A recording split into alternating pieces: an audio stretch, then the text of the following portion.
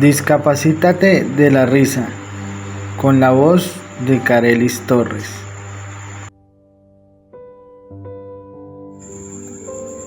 Discapacítate de la risa, por Johnny Alexander Rodríguez Sánchez. Dedicado a ti, que me enseñaste a darlo todo con humildad y a ver la grandeza en lo más profundo de mi opaca existencia. Sin ti, que me ofreciste la vida por encima de la tuya, no sería el que soy. Hoy quiero hacerte inmortal por medio de estas sencillas páginas. Te amo, Marianela. Capítulo 1. Dicen muchos historiadores que las casualidades no existen, que todo es posible cuando el hombre en su misma esencia inconsciente logra a partir de sus acciones dejar huella. Otros en cambio piensan que el azar y el destino se entrelazan o se vuelven cómplices en un juego que se llama vivir. Según la lógica de la evolución que plantea Darwin en su teoría filosófica, la especie logra este proceso con la ayuda de la adaptación y un instinto de supervivencia que lo lleva a trascender, de la misma forma en la que sin proponérselo se convertiría en el protagonista del mundo por orden natural.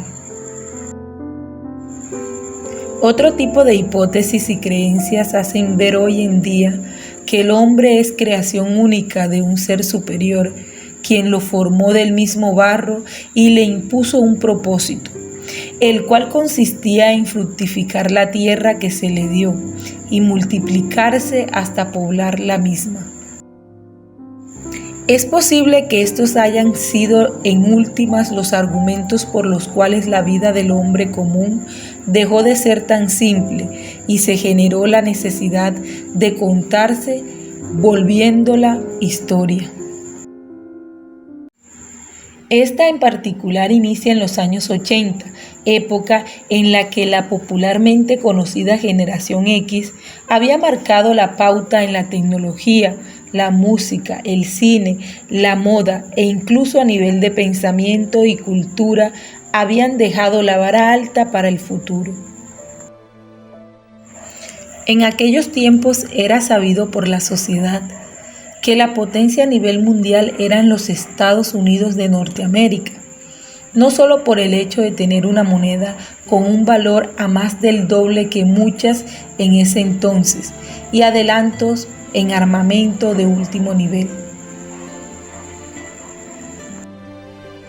sino porque fue allí donde se vieron los adelantos tecnológicos que para muchos no eran más que un sueño sacado de las películas de ciencia ficción. Al mismo tiempo se criaron muchas estrellas de cine y televisión que se volvieron ídolos de la época, y un régimen político con una influencia en las masas notable. Es lógico que, debido a todos estos antecedentes en países como Colombia, México y de habla hispana, haya surgido un pensamiento colectivo de lo que muchos conocimos como el sueño americano, viendo a los Estados Unidos como la nación ideal y de la oportunidad. Es así como dicho gobierno no tiene otra alternativa que restringir la entrada a extranjeros, quienes ahora no solo requerirían del pasaporte, sino también de una visa y así poder ser aptos para visitar el país como mínimo en calidad de turistas. Por esto mismo, quien obtuviera este visado era considerado una leyenda, ya que para ello esta persona debía demostrar estabilidad e ingresos exorbitantes, además de poseer propiedades que sirvieran como garantía de sostenibilidad.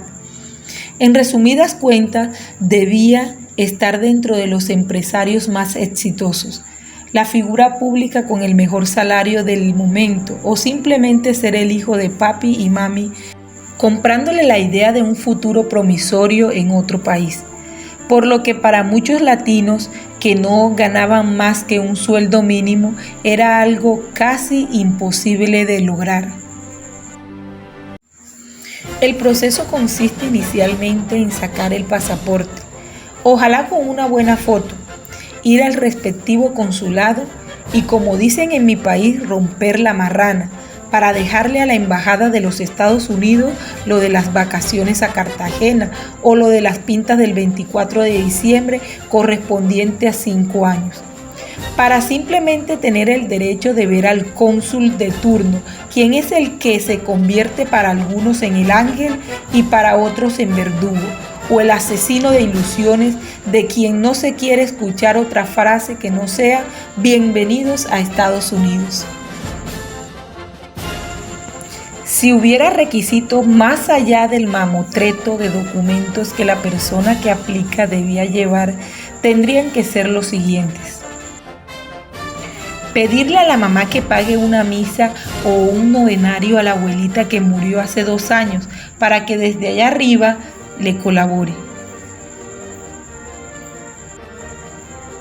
Subir a Monserrate de rodillas con el formulario y hacer la ruta del señor caído sin caerse con el formulario. Llamar al primo de la familia al que ya le dieron la visa para que le preste el vestido con el que hizo la entrevista y le dé unos consejitos. Aplicarse loción preferiblemente de las que venden en los almacenes de ropa americana. Llevarle un detallito al cónsul. Escuche a su mamá cuando le dice: le mando 2 arepitas con queso, y si le da la visa, dígale que se pase por la casa, que le tengo chocolate. Si la cita es en la mañana, evite desayunar calentado.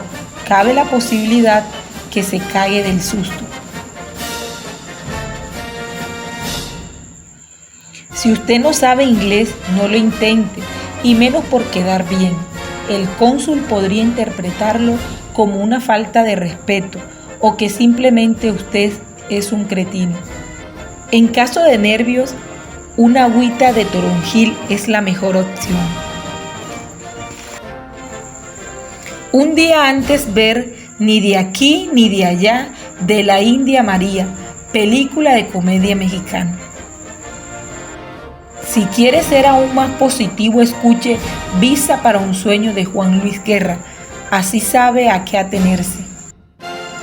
Aparte, el parroquiano debía manejar el idioma inglés a un nivel mínimo, lo cual hacía prácticamente nula la posibilidad de cumplir dicha proeza. Por lo que no es para nada extraño que quienes no aplican a este proceso, aparte se rehúsen a aprender el idioma por aquello de, como yo nunca voy a ir por allá. Como medida a lo anterior y con el argumento de generar empleo, fue necesaria la creación de productos de telemercadeo, con programas de aprendizaje por medio de audiolibros y cartillas ilustradas. Dentro de las más conocidas está la que vendió más de $2 millones a nivel mundial y de hecho el método más popular y en mi opinión no tan efectivo: Inglés sin barreras. Actualmente existen un sinnúmero de institutos que implementan diferentes tipos de metodologías, desde cursos virtuales hasta paquetes de viaje con visado incluido, para estudiantes y empresarios, con el objetivo de aprender o, como dicen algunos, cogerle el cariño al idioma. Por otra parte, y como resultado del proceso migratorio y de las restricciones del país que tomó la decisión radical de dar un ingreso extranjero hasta cierto punto por reglamento interno de la nación. En la frontera con México existía una forma de ingresar de manera ilícita por Río Grande. Dicho canal era utilizado por la mayoría de ciudadanos centroamericanos que deseaban acceder al territorio estadounidense, evadiendo todo tipo de controles con la complicidad de un coyote, quien en últimas es el que conoce todo tipo de triquiñuelas, mañas y atajos para que su cliente llegue al otro lado a cambio de cierta cantidad de dinero. Quienes lograban cruzar y mantenerse no tenían otra opción que dejar de lado incluso a su familia, siendo conscientes a su vez que ello implicaba no tener comunicación telefónica con los suyos por un periodo mayor a 5 años aproximadamente. De allí que después de un tiempo nos hayamos tropezado con vecinos, amigos o simplemente conocidos que retornaban a sus hogares con no más de $2,000 en los bolsillos, 2 bolsas llenas de golosina, la típica camisa de USA 94, los clásicos de los Backstreet Boys en la cabeza, un sinnúmero de fotos posando en las bombas de gasolina o en cuanto Burger King se les atravesaba, pero sobre todo de un ego inflado creyendo haber conquistado el mundo. Hablo de Norteamérica con propiedad, ya que no es un secreto que a través de la historia los ojos de la generación X, incluso los de la Y, estaban puestos en los Estados Unidos, no solo como país, sino como opción de vida. No importaba cómo, cuándo o qué se debía hacer para enviar unos pesos a la casa con tal de que la familia lograra estar bien. Generalmente este fenómeno se veía en las familias de clase media. Soy colombiano y puedo asegurar que ser esto en mi país tenía que ver con la humildad y la modestia de vivir cómodo y tranquilo con lo necesario, ganar un sueldo mínimo, vestirse de una manera medianamente decente, vivir en una casa de no más de 3 habitaciones, baño, sala, comedor, cocina y patio de ropas, y pues obviamente lo que se conoce popularmente como los 3 golpes al día: desayuno, almuerzo y comida. Ya fuese familiar o vecino, tocar tierras lejanas era un acontecimiento digno de verse, ya que aquellos que llegaban a otra nación con costumbres y culturas distintas se les reconocía fácilmente. Un tono de voz distinto, un acento producto de la mezcla entre el idioma inglés y el español. Ropa de marca, colonia, loción o perfume de etiqueta y olor desconocido.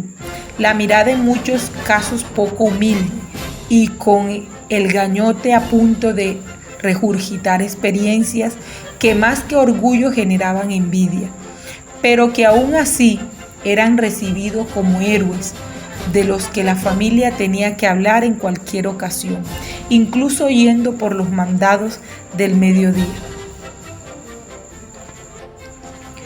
en donde se encontraban desde el vigilante de la urbanización, pasando por el carnicero, el dueño del líchigo, la señora de los aguacates, hasta Pepita, una señora que era bien vestida, que hablaba chirriado, de la que no todo el mundo sabía que el esposo se había muerto y le había dejado una casa, buen dinero para vivir el resto de su vida, quien además vivía sola en compañía de 2 perros, Motica y Coquito, 2 poodles de no más de 2 años, de los que la gente solía quejarse por culpa de la misma Pepita por no cargar bolsas para recogerles el popó, y que tenía 2 hijas viviendo en el exterior.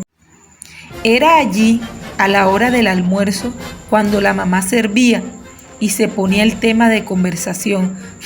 Si viera, mijo, refiriéndose al padre de familia, cómo han progresado los hijos de Pepita por allá en el extranjero. Tienen de a 2 trabajos, ganan más de $1,000,000 a la semana, tienen carro, casa y estudian al tiempo, mejor dicho, ni pa' qué le cuento. Acto seguido volteaban a mirar al más joven de la casa, de tal manera que se diera cuenta que esa era la forma en la que se debía proceder si es que se quería llegar lejos en la vida. No pasaba mucho tiempo cuando ya lo habían inscrito al famoso cursito de inglés. No es un secreto que anteriormente para las mujeres buscarse un futuro similar o incluso mejor era algo realmente sencillo. Solo era cuestión de relacionarse con las personas indicadas en el ámbito preciso. Es decir, un grupo de amigos provenientes de un círculo social repleto de prestigios, de padres con petroleras, fincas, carros, quienes además fueran egresados de las mejores universidades o trabajaran como gerentes o fueran contadores trabajando en un banco. Sin dudas era algo entendible, pues todo padre siempre quiere lo mejor para sus hijos, ya fuese que se le pudiera proporcionar o simplemente que la vida se lo diera porque así lo merecía. Haciendo caso a lo segundo, una de las ventajas de ser la mejor amiga de la chica más acomodada del barrio era algo que posibilitaba incluso el poder irse a vivir a los Estados Unidos. Y todo porque le presentó al primo, un norteamericano promedio que llegó a la ciudad a realizarse un tratamiento odontológico que comprendía cambio de amalgamas, limpieza y montura, de lo que se conocía en aquel entonces como frenillos, quien también aprovecharía para visitar a sus tíos, conocer Cartagena y, ¿por qué no?, al amor de su vida. ¿Y por qué no al amor de su vida? Este era alto, rubio, ojos verdes, con un inglés de conquista. Era ese al que terminaban invitando a almorzar a la casa de los papás promedio, ofreciéndole un banquete ostentoso, pues era alguien especial que se debía impresionar y que por eso el día anterior a dicha invitación el papá había dado la orden de hacer un aseo general a la casa. Así dejaran de lado todos los compromisos pendientes. Si todo salía bien, al final de la tarde, tanto la madre como el padre terminarían convenciendo a la fulana que el gringo era un muy buen partido. Luego de un tiempo iniciarían un noviazgo de 5 años, en su mayor parte a distancia, por lo que a menudo intercambiarían fotos y cartas, hasta que un día, entre tantos viajes, con la excusa del tratamiento de los frenos, llegue con una propuesta de matrimonio formal, que le da el tiquete a otro país y a una nueva vida, la vida que sus padres tanto querían o que quizás ella misma idealizó de niña, un gringo divino, mi príncipe azul. En la época de los 80, no solo esta era la visión del futuro ideal, pues existían familias de padres no tan liberales quienes consideraban que el país era donde se debía crecer como gente de bien, que a diferencia del resto se tenía que aprovechar el tiempo, estudiando lo suficiente, prepararse, especializándose y demás, porque la mayor riqueza y lo único que se podía dejar de herencia era una buena educación, y el factor común era tener su casita propia. Y con el tiempo, ¿por qué no?, el carrito para pasear el fin de año.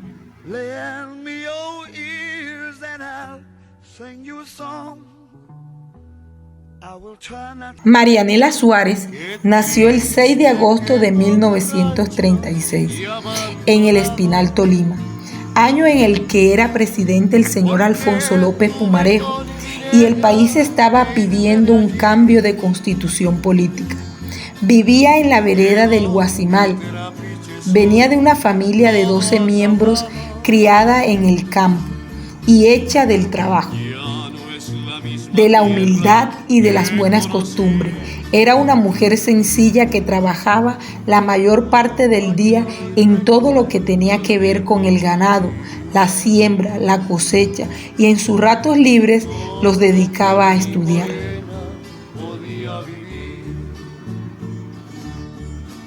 Se levantaba a las 5 de la mañana a moler maíz, a ordeñar y a dejarlo todo en orden antes de iniciar una caminata de 45 minutos de la casa a la escuela. Al llegar ahí se encontraba con un pupitre de 2 puestos, hecho en madera, y una pizarra en la que tomaba la lección. Algo para nada sencillo, pues se le exigía al máximo el uso de la letra cursiva al escribir. De no hacerlo, ella sería castigada físicamente con el típico coscorrón o el pellizco del día, y planas interminables, repitiendo infinitamente algo que no debería hacer. La instrucción de aquel entonces era básica, pues la prioridad no era otra que aprender a leer, a escribir, sumar y restar, y si al caso multiplicar. Pues en las instituciones se conformaban con el simple hecho de saber un poco más que un alumno. El recreo no duraba más de 20 minutos, tiempo suficiente para comer arepa con guarule o almojábana con chocolate, jugar una que otra vez a la lleva hasta el momento en que debían retomar las clases y volver a casa. No le esperaban más que quehaceres y las tareas para el día siguiente, antes de que tuviera que resguardarse con su madre y su padre de la plaga de zancudo que arribaba sobre las 6 de la tarde, y durante una hora terminar con lo que encontraba a su paso que no tuviera sombrero, camisa y pantalón de manga larga. Mientras tanto, durante ese tiempo su madre, doña Salomé Velandia, una mujer de 45 años, piel morena y ojos pronunciados como los de una madrastra de cuento de hadas, los obligaba a su papá, sus 2 hermanos y a ella a rezar el credo y a hacer un rosario acompañado de groserías momentáneas, producto de las interrupciones por parte de las mascotas de la casa.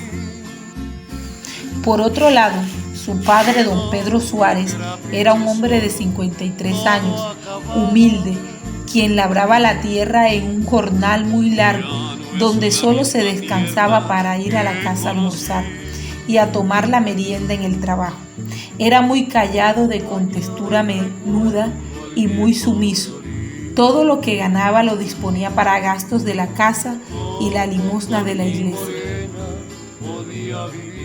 Por su parte, Marianela era tímida, de contextura delgada, muy parecida a su padre, paciente y muy sincera. Al terminar el día, ella solo esperaba irse a dormir con sus hermanos, pues no le caía muy en gracia el hecho de que su padre fuera alguien tan falto de carácter, para que su madre lo tratara como quisiera siempre que podía.